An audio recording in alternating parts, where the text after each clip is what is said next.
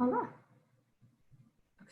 So welcome everybody. Our presenters today don't need an introduction for us, Lory, Cooper, and Dan, so I will hand it over. First, I do want to congratulate Lory. We sent out in the email that she's officially been promoted to volunteer and tour manager, so very proud of her for that, and we're looking forward to creating the program and having her help us lead that. So bravo, Lory. Lory, I just gave you a standing ovation. Yes, I know. All we have are little, what, we can do little hand claps, I think, but, but with that, I will turn it over. I know they have a great presentation for you all. Thank you. So Dan and I did this presentation a few weeks ago for YPD, the Young Professional Division of Jewish Federation. And we've tweaked it, adjusted it a little bit since then, but this came about from a request from them.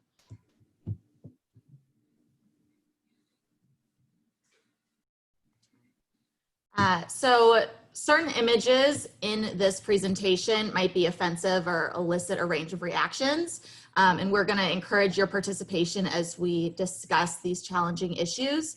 Some of these images are political because that's what's going on today and why it's relevant. But we're focusing on the imagery, not the partisan message. So when Dan and I did this talk a few weeks ago, someone went off about everything he disliked about the president, and that wasn't constructive to the conversation. So we absolutely want you to participate, but please be respectful and please keep it on topic and try not to be partisan, please. And just like last week, we're going to be using polling and the chat box. So here is how you can get to the chat box. So sort of Dan and I will be presenting, and then there'll be certain points where we'll say, Sandra, do the poll, and she'll do the poll. And if you see the poll, you can click. If you don't see the poll, you can respond in the chat box. And then we will, at some points, invite discussion. If you're not talking, please mute. When you are talking, you can unmute. And if someone else is talking and you want to contribute, feel free to use the chat box. Again, this is the computer view, how you can open the chat box. And similarly, mute is right next to it. Well, welcome everyone. We had put this together, and what's been interesting about this topic is there have been new images and new articles and new controversies every day since we initially gave it, including this, which was the subject of an article that we sent out that some of you may have had a chance to read. You could see Lockdown Laura says, put on your mask, step onto the cattle car. It uses an image of from the period of the Holocaust, individuals getting on cattle cars that we know are headed to concentration camps or labor camps or death camps. And as you can see, the yellow star or a star is stitched on the mask that she has asked you to put on. And it created quite a controversy. I think for reasons we would all understand. The reason I thought it was an interesting article was the initial reaction of the cartoonist was, no, our editorial cartoons should be over the top. They should exaggerate. They should stimulate conversation and discussion, and need to be kind of in your face.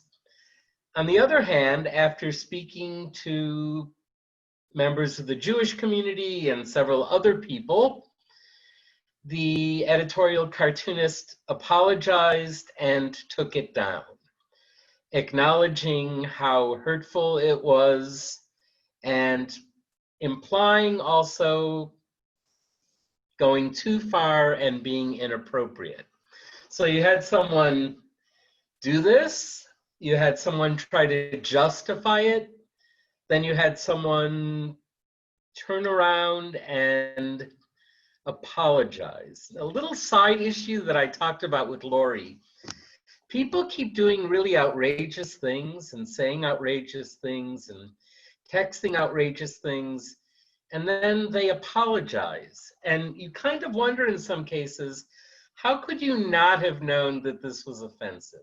How could you not have known that there would be pushback for this? So, you know, there is a question on, it's easy to apologize, not to be cynical, but in some cases you can question the sincerity of the apology, or the fact that these people create these images or made these comments or tweets in the first place, which in some cases are pretty outrageous. So just more things to think about. Did anyone want to share their impression of this image? I would only say this was in a paper I think had a circulation of 2,000 people in a county that was southwest of Kansas City.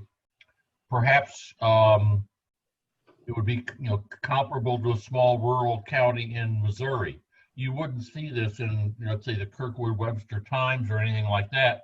I'm wondering if it was a product more of its environment, because for the ignorance rather, you know, I mean, because how many Jews do they even have there? Could that have contributed to their naivete? Nevertheless, I found it to be incredibly anti-Semitic. Well, no question. No matter who the audience is. And I wouldn't say that it's naivete. It's whether you've ever met a Jew or any other minority, I think people intrinsically should know what's right or wrong. And I'm cynical enough to think that much of this is not out of ignorance of the facts, but frankly, racism or, anti-Semitism or whatever ism you want to say. And then I really wonder if a lot of the apologies, because we do find, as you said, that this tends to be a trend, are really, how sincere are they? Or are they really just a reaction to a lot of outside pressure that the person got? The other irony here is one would assume she has this put on your mask, which is now we have here in our state, to save lives, and it's being juxtaposed with an image of the Holocaust, which was ultimately about destroying life. Yes, when I first saw it, I couldn't quite understand how the two fit together. I guess what they're saying that, oh, she's saying put on your mask, everybody will follow that. And if she said get on the cattle cars, everybody would follow that. Right. One step in that direction. Yeah, but yes, just horribly offensive. And I understood it as her being a dictator, comparing her to being a dictator.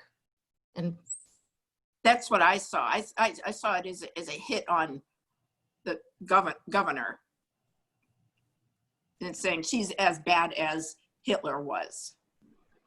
yes, and so we're about to dive more into that based, saying she's as bad as Hitler was, and similar to what Nancy said of, at what point does it get to anti-Semitism? He's hitting on the governor, and that's his right to do that, and it's his newspaper.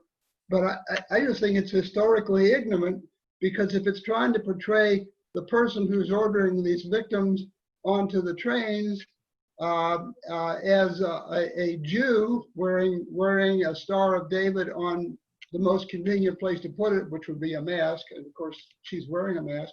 But wouldn't it be more appropriate to put the governor in a Gestapo uniform or an SS uniform?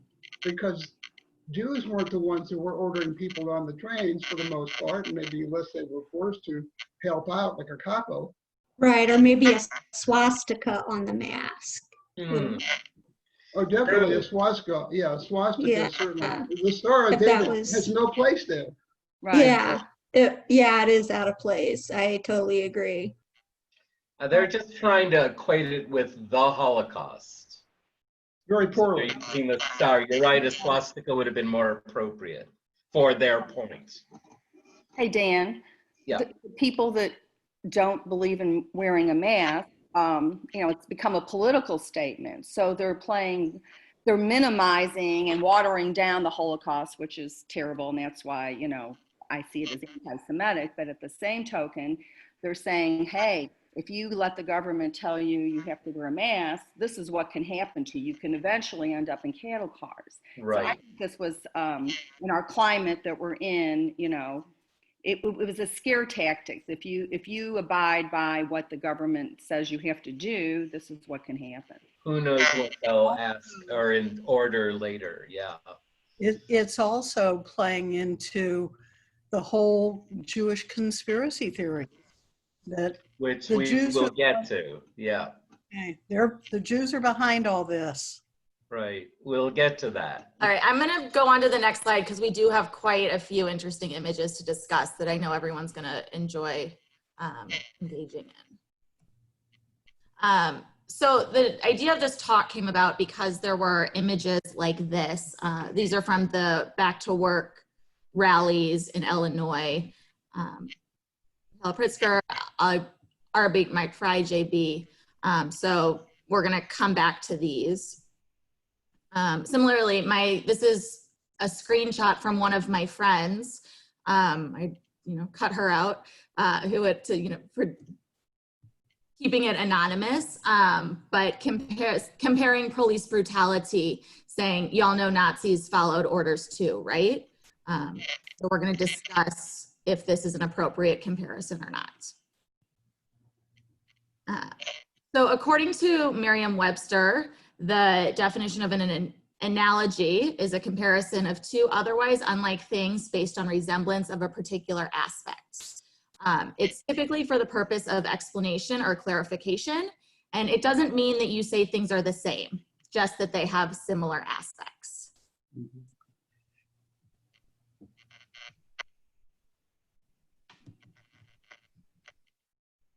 So here are some examples to denounce or accuse. We saw Heil Pritzker, the governor of Illinois.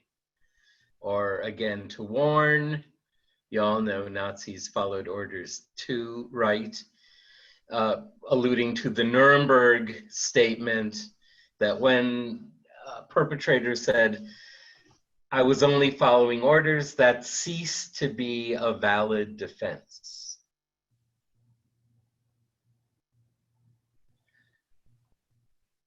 So again, a cognitive shortcut. Some things identify you, like a yellow star or a star, which would be different from having darker skin, which you can't remove from your clothing. So here's a good example we heard in the early days. Now I know how Anne Frank felt, or actually heard from a child survivor who said, well, I hid for 35 days once when we were on the run, and I guess if this goes for 35 days, I'll be okay. Anyway, just sort of somewhat clearly exaggerating, but taking what we've been experiencing and saying that it could hark back to Holocaust references. Sorry, Dan, this one's you. Nope. So sometimes things can be appropriate.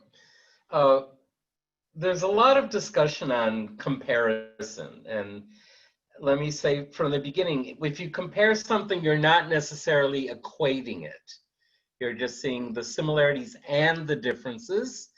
And it's important to compare because that's how you learn. If something is so unique and so unprecedented, it can't be compared to anything, then you can't learn from it. You can't worry that it would ever happen again. It's sort of such a one-off thing. So it's important to compare the lessons. Again, noting similarities as well as differences, but that's how we learn from the past. So on the other hand, you don't want to trivialize. You don't need the Holocaust as a reference for something that's far less important.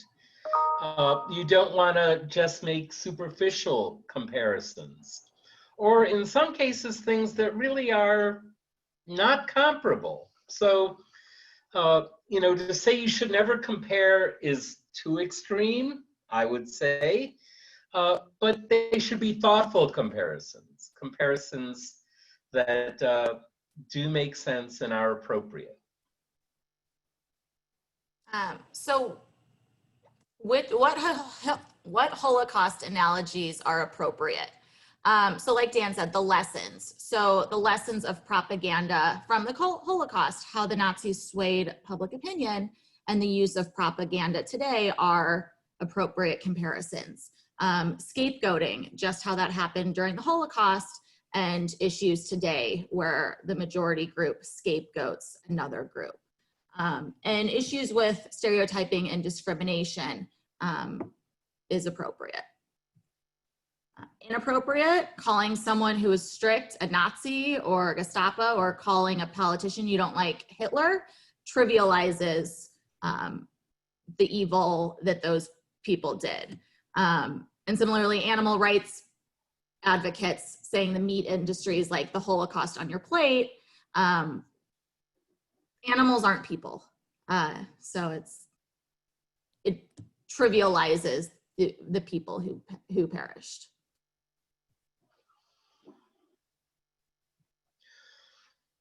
So when do these comparisons cross a line and become anti-Semitic?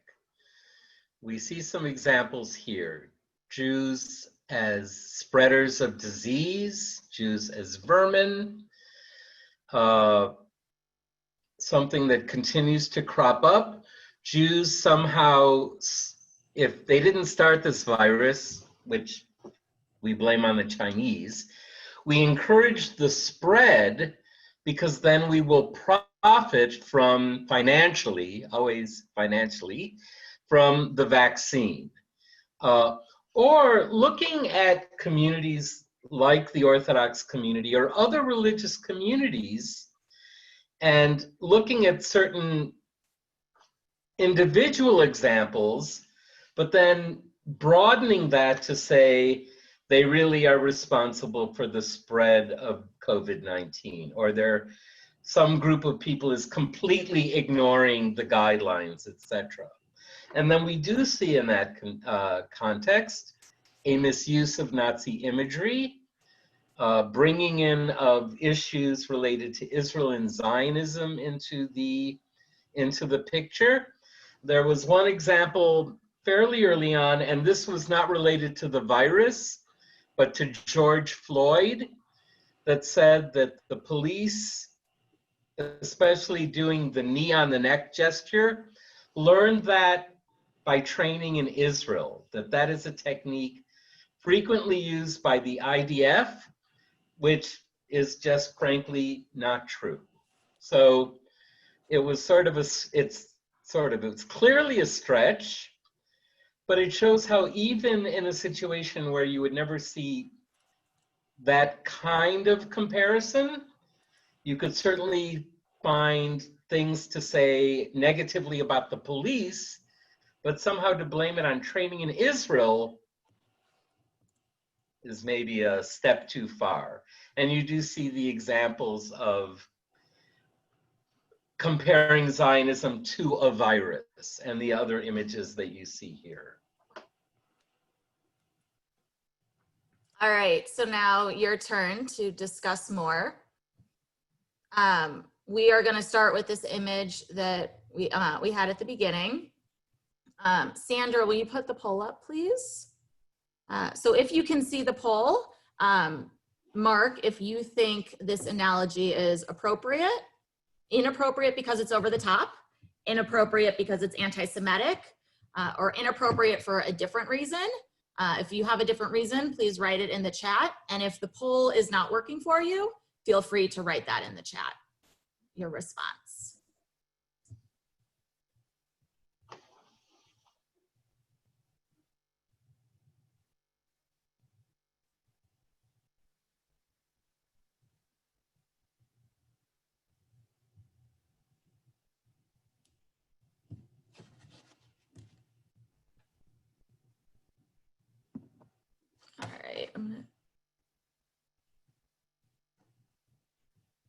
share the results. So it's a tie. So everyone thinks it's inappropriate. Half the people think it's inappropriate because it's over the top, and half the people think it's inappropriate because it's anti-Semitic. One person says it's inappropriate for a different reason. Oh, great. And we have that in the chat. More than anti-Semitic, it subverts the Holocaust, and it's not anti-Semitic, but trivializes and misunderstands the Holocaust. Great, I'm glad the chat function worked and the poll worked for this one because we have more of them. Here is... That's interesting, well, let's go further. And okay. then I'll Here's say the what- response from the Auschwitz Memorial. Arbeit Macht Frei was a false, cynical illusion the SS gave to prisoners of Auschwitz. Those words became one of the icons of human hatred. It's painful to see this symbol instrumentalized and used again to spread hate. It's a symptom of moral and intellectual degeneration. So Dan and I had to talk about this, that the idea work makes you free, that's a fair idea. That people couldn't work and that they wanted to work, that's a fair thought. I want to work, that makes me free, that gives me choices, that gives me income to pursue my lifestyle. But by putting it in German, that does equate it to the Holocaust and, exactly what the Auschwitz Memorial responded. Also, J.B. Pritzker, the governor of Illinois, who's very vocal about his Jewish faith and his family's support of the Skokie Holocaust Museum. So adding that JB and again the German language seems to push it in a certain direction.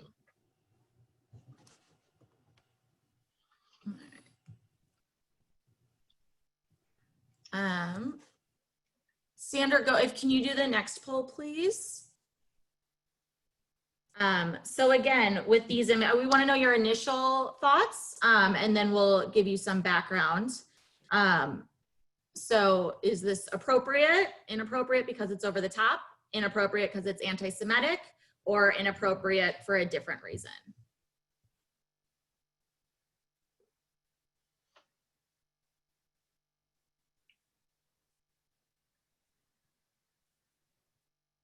And again, feel free to use the chat as well.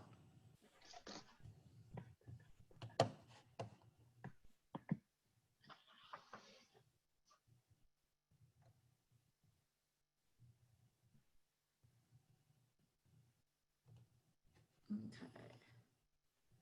So again, everyone thought it was inappropriate. Slightly more people thought it was inappropriate because it's over the top. Comparing a leader to Hitler, and the other because it's anti-Semitic. So the quote, we are called to act again. The background of that is Whitmer, the governor of Michigan, said, President Trump called this a war and it is exactly that. So let's act like it. In World War II, there weren't people lining at the Capitol to protest the fact that they had to drop everything. President Trump called this a war and it is exactly that. So let's act like it.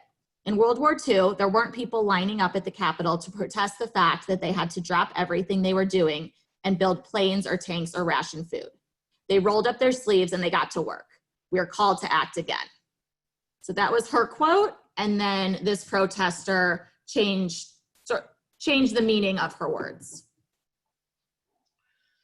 So in a way, this is sort of what the first image of the editorial cartoon was kind of saying, by mistakenly putting a Jewish star on her mask.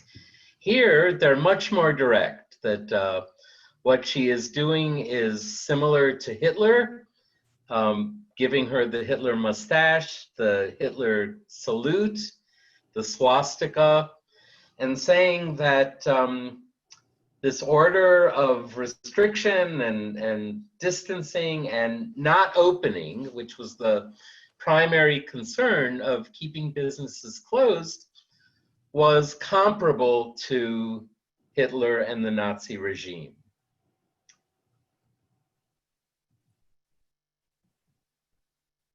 All right, so this is the one from my friend. When I saw it on Facebook, I wasn't sure what to think because obviously, you know, the last images we saw, they, you know, we were all clear, it was 100%, we all thought they were inappropriate. So I'm curious, I'm gonna relaunch the poll. Or I guess I tried to, Sandra, will you please do the poll? Did it work? Yeah. Okay. I want to know what you all think. Do you think this is an appropriate analogy or inappropriate because it's over the top, anti-Semitic, or inappropriate for a different reason? So no one's overtly calling them Nazis, just referring to that concept of defense. I was only following orders.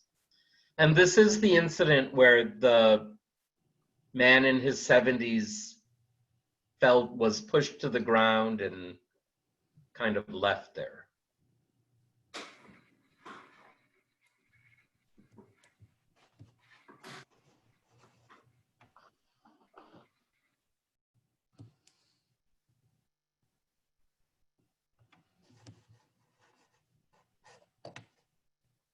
Right. Oh, come on. All right, so the results. I'm eager to hear this discussion. More people thought it was inappropriate, mostly because it's over the top, but a third of people did say it's a fair comparison, a fair analogy. In the chat, I see Nancy said it's inappropriate comparison that seeks to equate the Holocaust with protests. Dan, do you want to add something, or should we, if people want to chime in? Yeah, this might be a good time for people to chime. Okay, so feel free to, if you have something to say or discuss your point, you know, what you think, go ahead and unmute.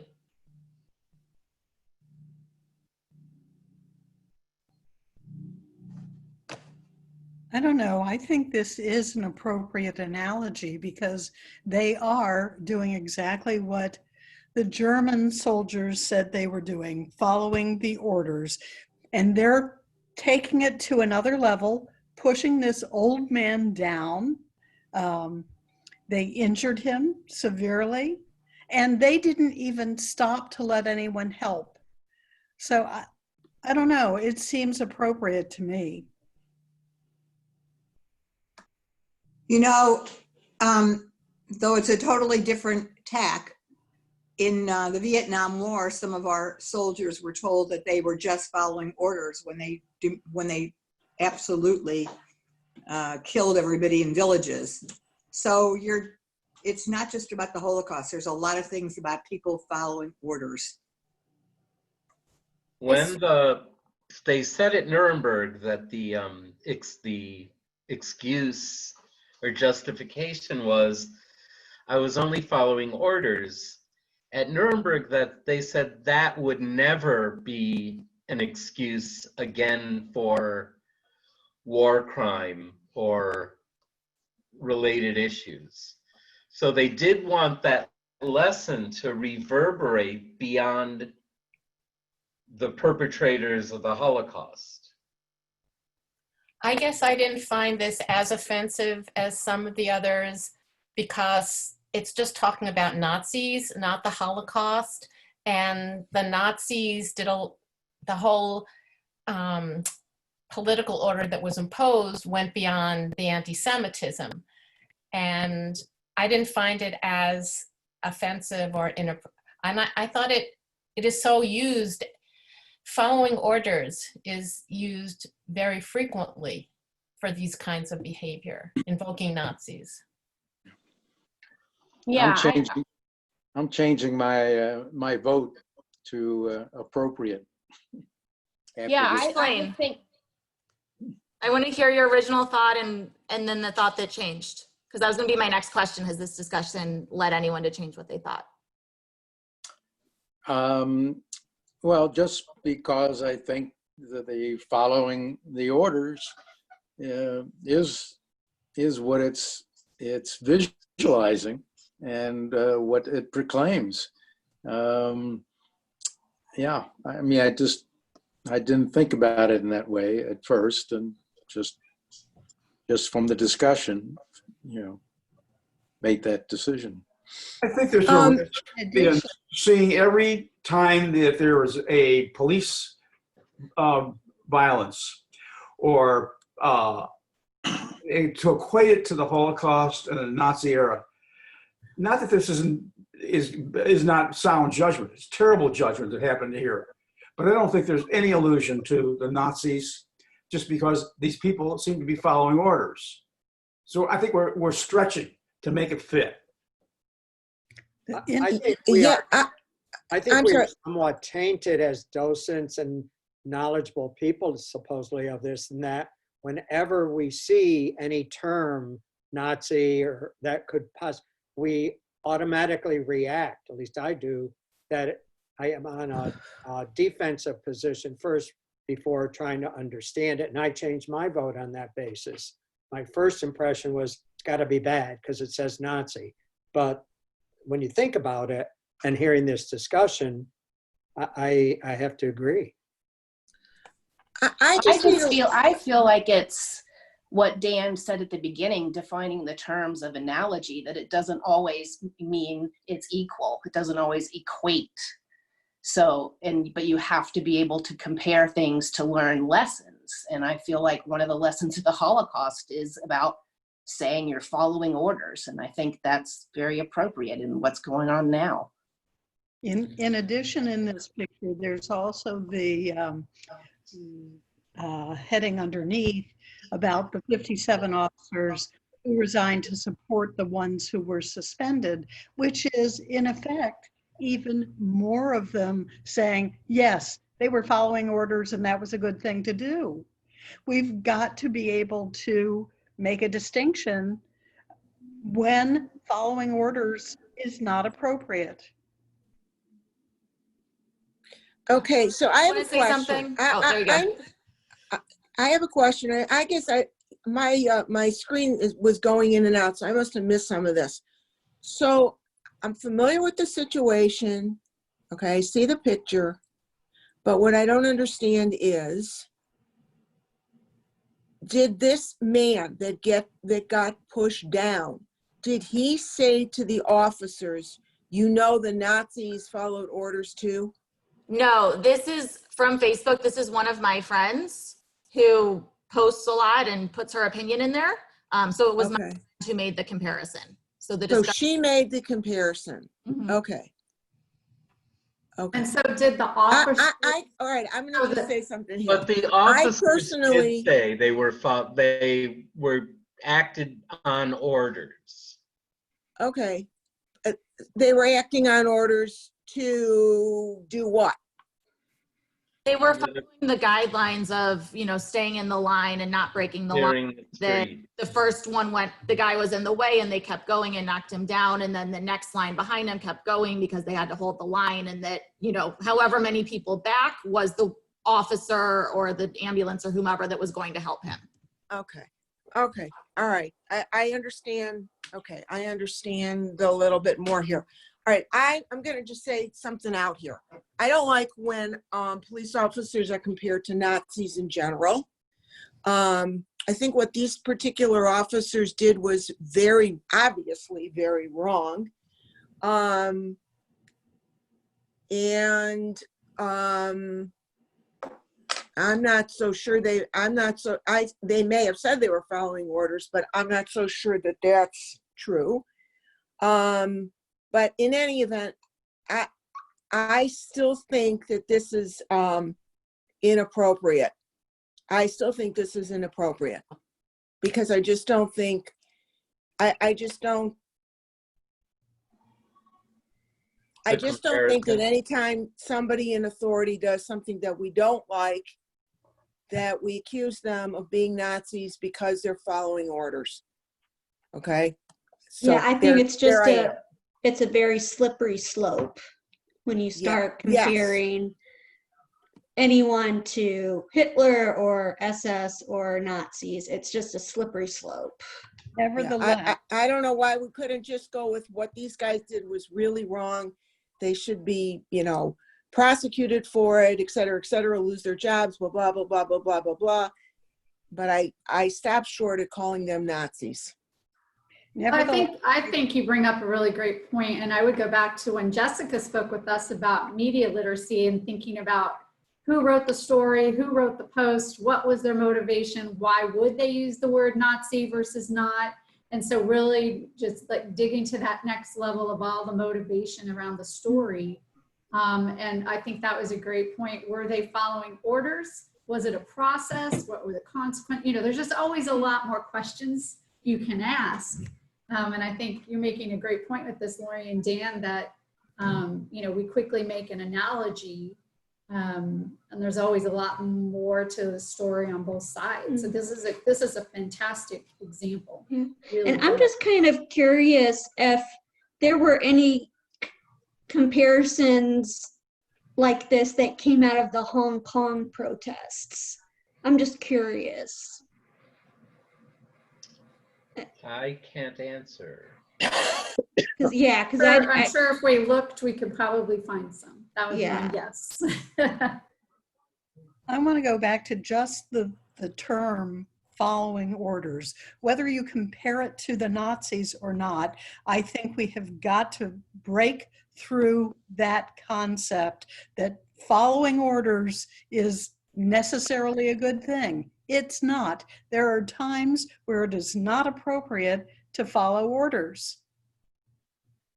And one of the issues we bring up in our law enforcement workshops is the challenge of what law enforcement should do when they're asked to enforce a law or an order that they feel is unjust or unethical. It always leads to a very interesting discussion. Yeah, I bet. I just want to thank you all for, there's still more, but I think this was a very great conversation, and that we were civilly discourse on both sides, and people admitted to changing, their original opinion. And I hope that, I hope it continues this way, and want to acknowledge and, appreciate that from all. Great moderating, Lory. What was the final poll result, Lory? Changed. So 33 said it was, so this was before we had the discussion. Okay. 33 said appropriate, 44% said inappropriate over the top, 6% said inappropriate anti-Semitic, and 17% inappropriate for a different reason. All right, here's another one. Sandra, if you can launch the poll. This was, a friend shared this on Facebook. I'm not sure who Francis Maxwell was, but making this comparison. Let's paint a picture. Say you're Jewish, walking in Germany and see a statue of Hitler. You're upset and want it torn down, only for someone to say, "How dare you? My ancestor was a Nazi. This is my heritage." Crazy, right? Well, this is the reality for Black people every day in America. So what do you all think? This analogy of, Germany and statues of Hitler, comparing that with slavery and, the Confederate statues. Is that appropriate, inappropriate over the top, inappropriate, anti-Semitic, or inappropriate for a different reason?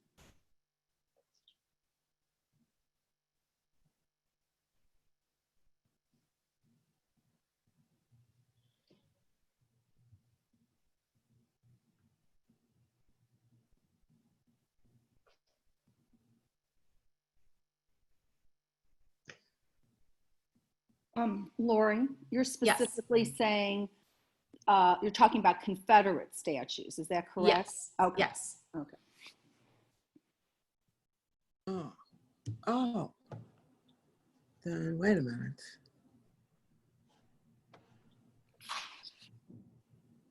That's an interesting point. Would it change depending on what the statue was? Yeah, I already answered the thing, but I didn't get that. I didn't get what you were going for. What statue did you think it was? Okay, I took it as it's written, that that you're a Jew in Germany, as opposed to, okay, I think maybe we could have written You this really better. have to start with the second Maybe what we should paragraph say first. is it a fair comparison to, to compare how African American Black people feel about Confederate personalities to the way we feel about Nazi personalities. Maybe that would be a better way of putting it, right? So Okay. read the second paragraph first. Yeah, exactly. But that's not how you wrote it. Right. So okay, so oh, well, it's already done. Okay. Well, and actually Lory didn't write this, that she captured this from a Facebook post. So this was just All one right. that Well, was out there in the universe. I was one of the inappropriate because it's anti-Semitic, and I would change it to appropriate. Okay. So with the majority. Yeah. So now 10 people think that this is an appropriate comparison. Yeah. Yeah. So, this is one of those issues that's not always so clear.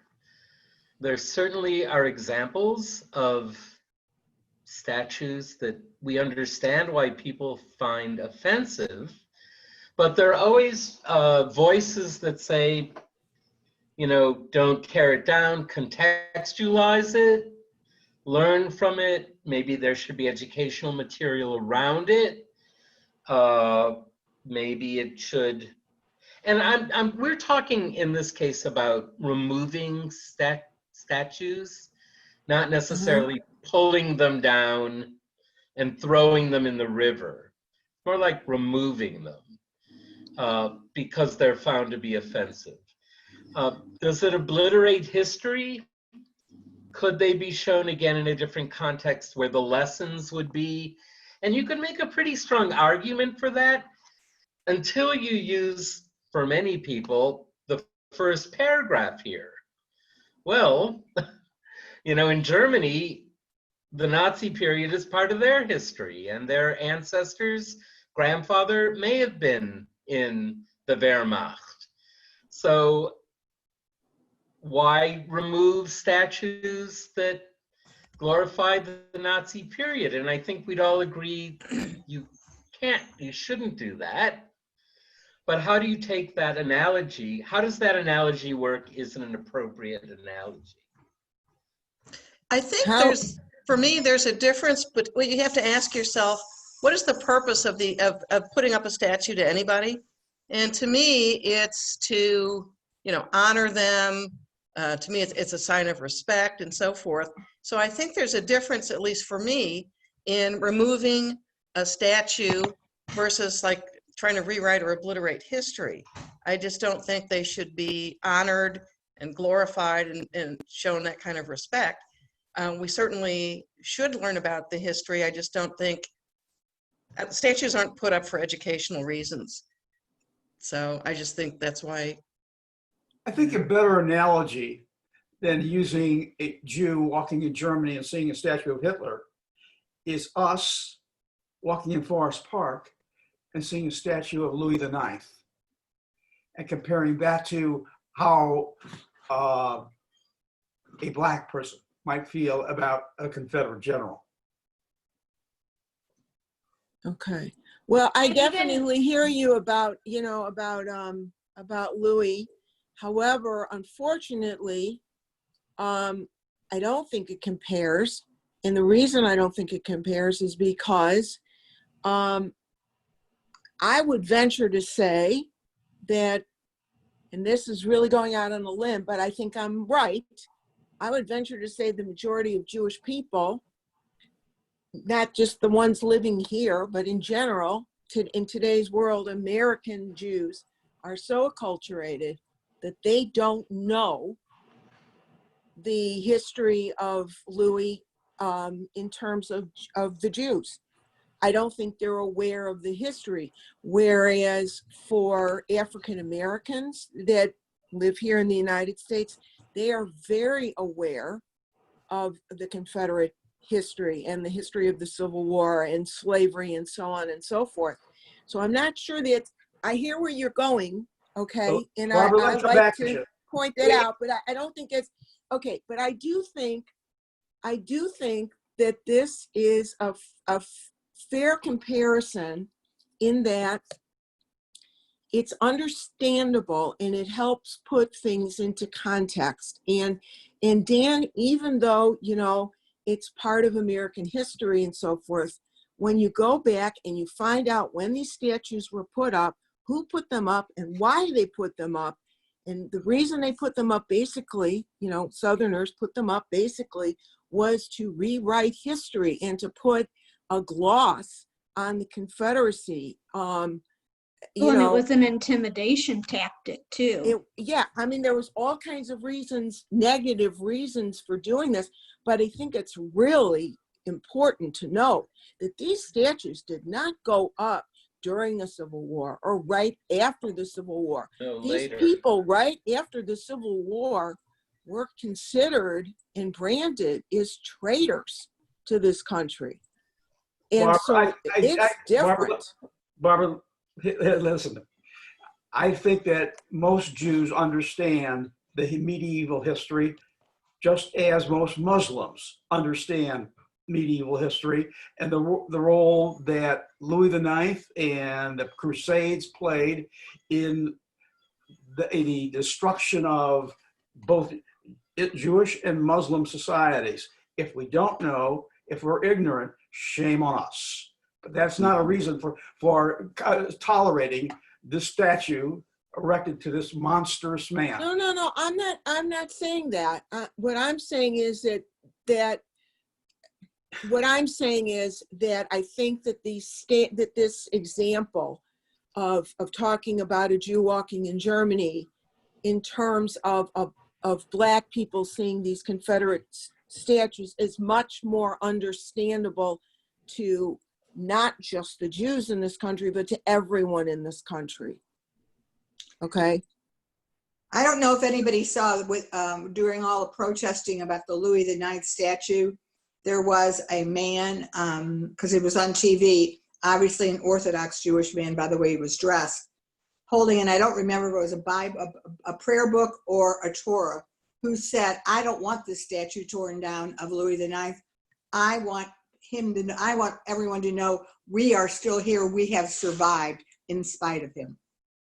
I read and a lot of other people. I think it was what I read said he was like reading Talmud or something like that, but that same idea of we survived and we survived. So leave that statue here.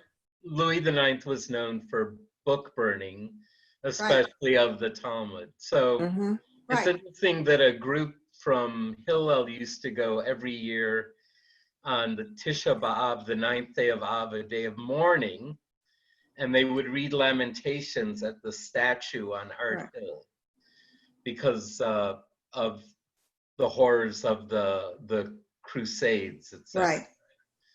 But this person doesn't want the statue gone. He said, we're still here. We've survived in spite of all that. All right, I'm gonna go to the next one. Very Holocaust related, you know, the Third Reich lasted how long, and survivors say they're here, their families, their grandchildren are here. All right, so Sandra, please launch the poll. This was a Trump campaign Facebook ad that used the red triangle. Do you think this is appropriate, inappropriate because it's over the top, inappropriate, anti-Semitic, or inappropriate for another reason?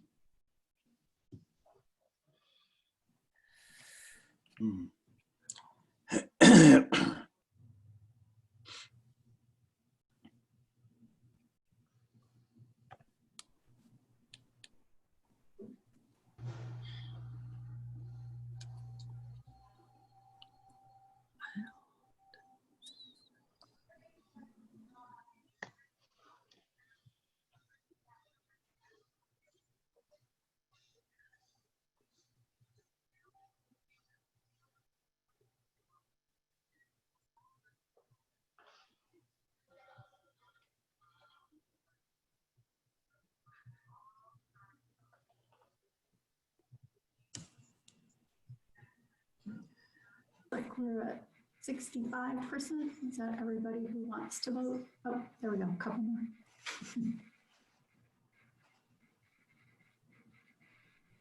All right. So here, everyone thought this was inappropriate. Split that 7 people said it was inappropriate because it was over the top, whereas 7 said it was inappropriate because it's anti-Semitic. And then 3 said it was inappropriate for a different reason. So the backstory here is, if you didn't follow this, was that this was used in a political campaign, and it was making a point about Antifa and the radical left,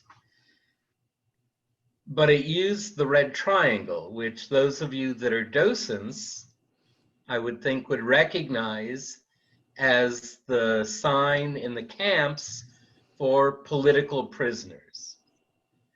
And that was what people recognized and reacted against and found offensive.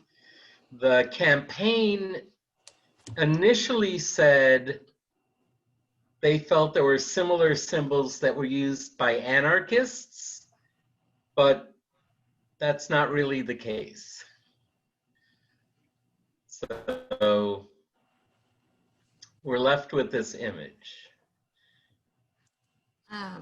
And in respect of time, I'm going to, we all agreed on this one. Primarily, we all agreed it was inappropriate. So I'm going to go to our last image. So this is one, again, on my Facebook feed of someone who didn't like the president. And, it's the no 45 to make, in the writing of the swastika. Again, with this Facebook friend's beliefs of what he thinks of the president. Do you think this, what do you think of this of him using this imagery? You've got some interesting friends sending you stuff.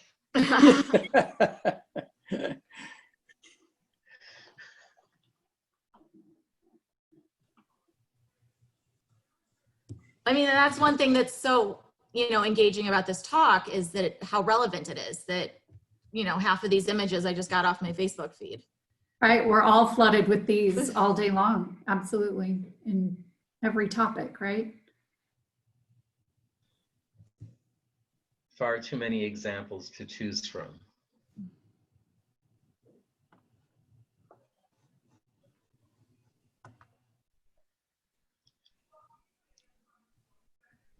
It might be hard to remove politics from it, as Lory instructed us at the beginning.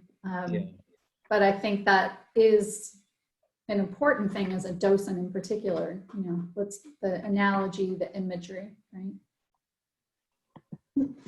All right, so majority thought it was inappropriate, but not it wasn't every consensus. Majority thought it was inappropriate because it's over the top. A few people thought it was anti-Semitic. A few people thought it was inappropriate for a different reason, and a couple people thought it was appropriate. And I see in the chat, I agree with the sentiment, but it's inappropriate to make this analogy. And so, this is one that is directed at a specific person. We've seen other images that were directed to a governor or a mayor, etc. But part of it is the personal direction that's powerful about it, however one views it. Without being partisan, also in the last image with the red triangle, a lot of people didn't think it was deliberately done to be offensive, that it somehow was done fairly pretty much out of ignorance, but that when it was called to the attention of the campaign, they thought it should have disappeared immediately and been taken down, rather than trying to find excuses for it or saying, That's not what we meant. This is why it's there, which made the controversy go on much longer.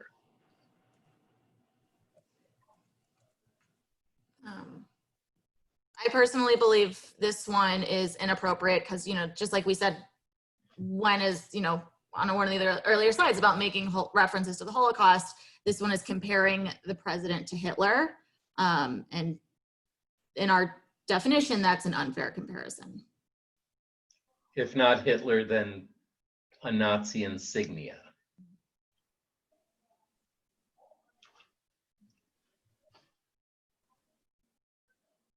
So just a few more images, and this is, you know, Sandra just said, this is everywhere. And even since we did this a week or two ago, it's only become a bigger issue with celebrities and sports figures and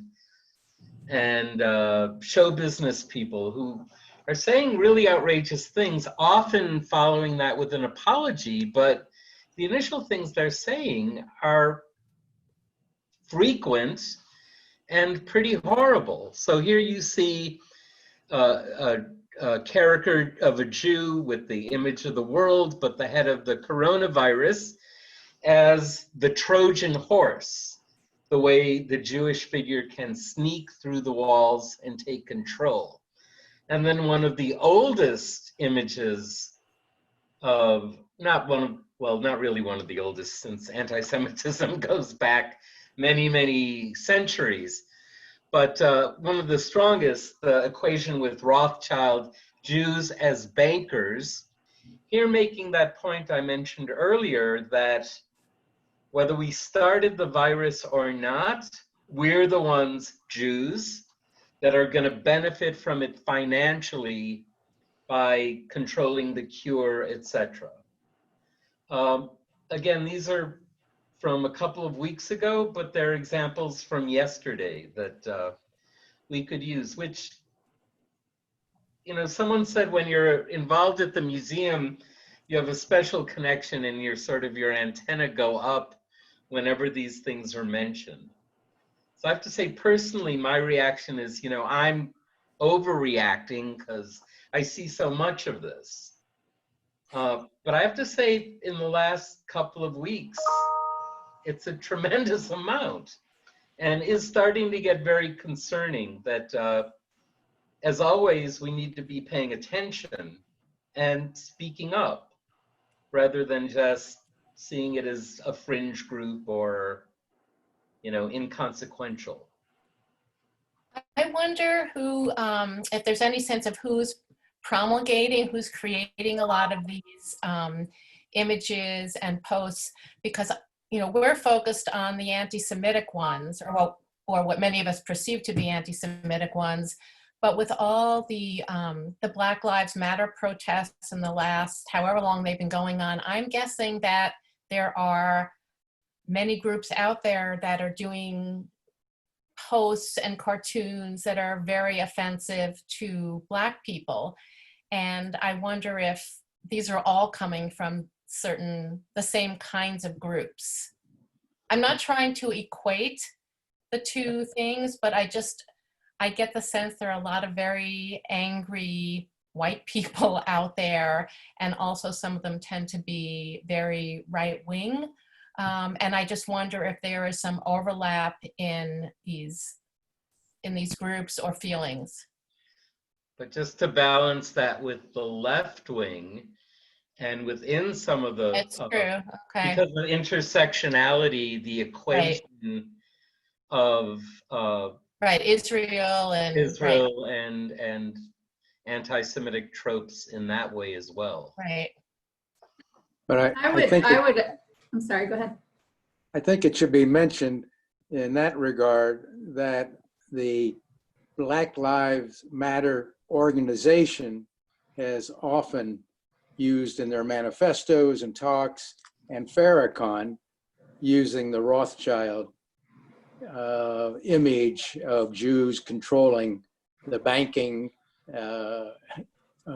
arena for the whole world. So it goes beyond just the far left or the white supremacists and so forth.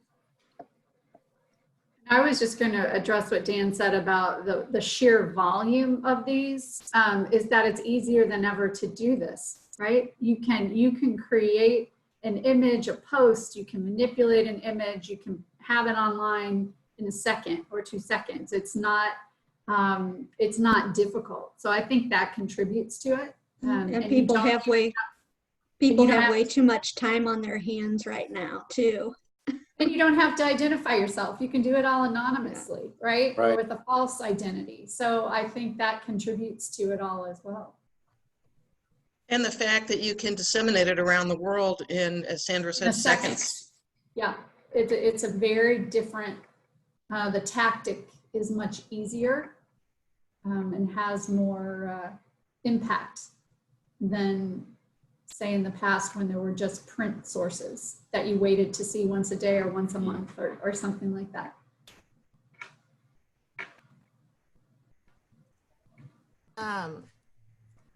So I think we've had a great discussion. Again, thank you for being, having this civil discourse and being respectful of each other, keeping, the partisan politics out of it, and admitting, discussing when you've changed what you originally thought.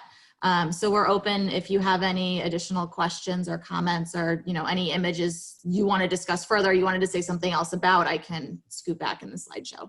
Lory. I can say these, the issues brought up today are undoubtedly going to come up again and be recurring. Okay.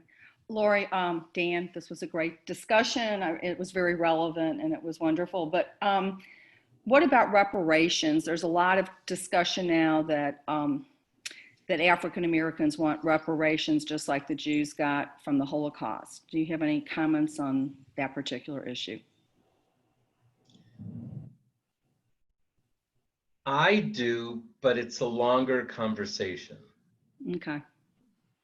I have mixed feelings on it. I just want. And I would also, and were we to have it, I would make it very clear I was speaking as an individual, sharing my own views, because we're going to be hearing a lot more about that as well. Yeah, we can have a discussion around that, definitely.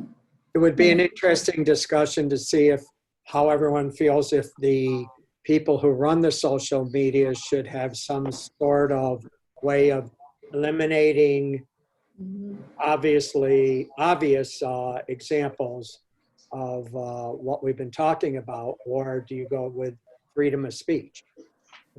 Great conversation. We could talk for the rest of our lives around that, but that is a great conversation we should have as a group. What's the line? What is censorship? Right. What is freedom of speech? And I'm not saying we'll have an answer by the end of it, but I think that's a great conversation to have. Absolutely. We had a talk, partnered in a talk a few weeks ago with Integrity First America, that they're suing the white supremacist for Charlottesville. And I listened, we had it several weeks ago. It was in another city earlier this week, and I listened. And so it was really interesting to hear it again and the new developments. And so part of the idea was that free speech, you can't incite violence, that there are limits. Right. So we have a couple more topics for the future. That's great. This was wonderful. I echo what Lory said. It's so wonderful to come together and have this good civil discourse and respecting each other. And because when our visitors come in, they will have every opinion and then some, right? So understanding how we're going to speak with folks and with each other is very important. I've learned a lot today, and I thank everyone. Thank you, Lory. all. Thank you. Thank you. Thank you. Thanks. Take care, everyone. Okay. Hope to see you soon.